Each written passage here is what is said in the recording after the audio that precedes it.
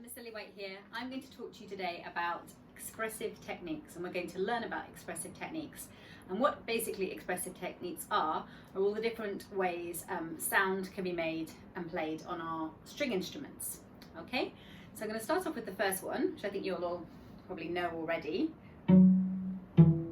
Okay, so I'm playing the cello now pizzicato.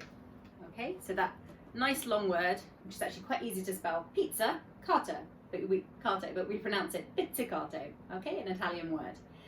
Now, if you then see the word underneath, arco, in your music, or if someone asks you to play arco, that means after you finish playing pizzicato, you need to play arco. So if you see that, you need to get your bow, and you will need to play with your bow.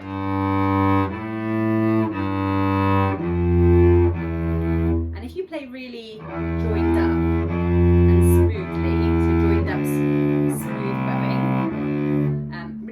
joined up bowing is basically called legato. All right, so if we play very smoothly joined together, that is called legato. And if we play the opposite of that, we play very short,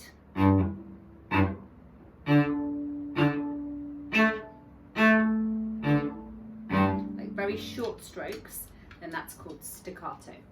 So legato is the smooth joined up bowing, okay, at the beginning. And then after that, it's staccato, which is short strokes, very short sounds and strokes. Okay? Now, the next words, I think, possibly going to be new to you. So the first one is spiccato, and you think, oh goodness, that sounds a little bit like staccato. And it is in some ways very similar. So spiccato and staccato are kind of connected in that the sounds are short, but the difference with spiccato is that it's also bouncy or jumpy. So bouncy or jumpy bows. Have a look.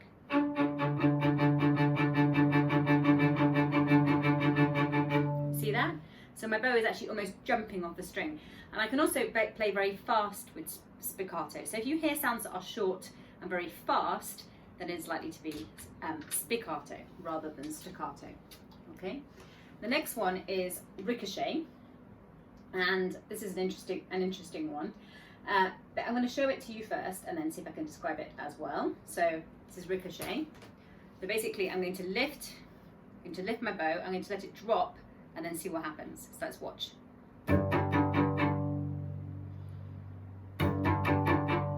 You see?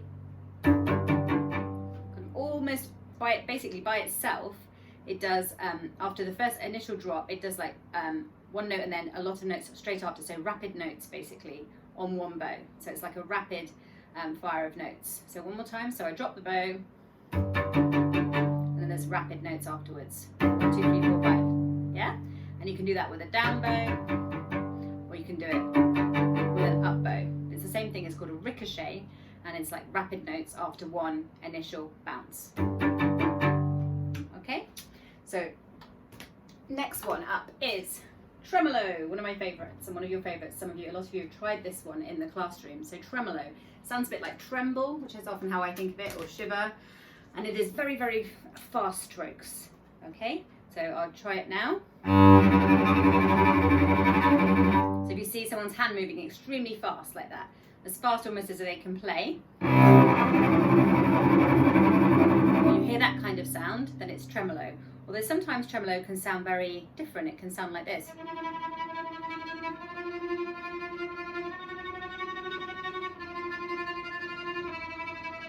It doesn't necessarily just sound loud and scary. It can sound kind of quiet and mysterious as well, tremolo. Okay, now I think we're already on to our last one. And our last one is collegno. Collegno. And this actually means with the wood. Okay? And so we can still use our bow, but we need to use the stick of the bow. This is how collegno would be. So we're going to turn the bow a quarter turn towards ourselves, okay, and then we've got the wood and the of the stick and the side of the hair, and basically we're going to bounce it, okay, so almost you're becoming like a drummer. You've got to be very gentle, okay. So if you hear this kind of sound, this sort of tapping sound combined with some of the sort of string sound as well that you can hear, then that means you're listening to collegno. Okay, collegno with the bow, with the wood of the bow or the stick. Okay, so I hope you enjoyed learning about the different techniques. Okay, thanks a lot for now. Bye bye.